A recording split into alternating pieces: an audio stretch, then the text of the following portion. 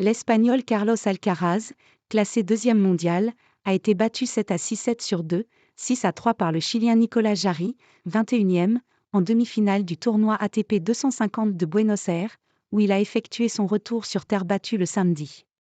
Tenant du titre en Argentine, Alcaraz y jouait cette année son premier tournoi depuis son élimination en quart de finale de l'Open d'Australie fin janvier. De fait, depuis son triomphe à Wimbledon l'an passé, il n'a plus gagné le moindre titre en 9 disputés.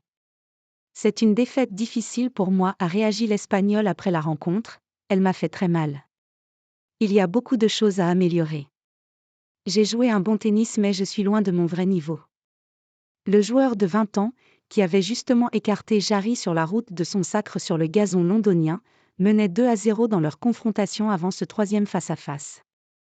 Mais cette fois, il est tombé sur un adversaire particulièrement solide sur son engagement, qui n'a jamais concédé la moindre balle de break dans le premier set et a fait la différence dans le jeu décisif. Alcaraz est parvenu à briqueur d'entrée, lors de la seconde manche, un avantage aussitôt perdu car Jarry lui a rendu la pareille, avant de récidiver au 8e jeu pour ensuite s'imposer.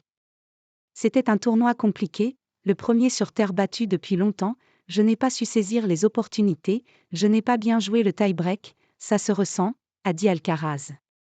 La troisième fois est la bonne, a déclaré de son côté Jarry à propos de sa première victoire sur Alcaraz. Carlos est l'un des meilleurs joueurs du monde, donc cela signifie beaucoup, surtout après les batailles que j'ai eues il y a quelques jours. Cela a été très dur physiquement, donc je suis très heureux.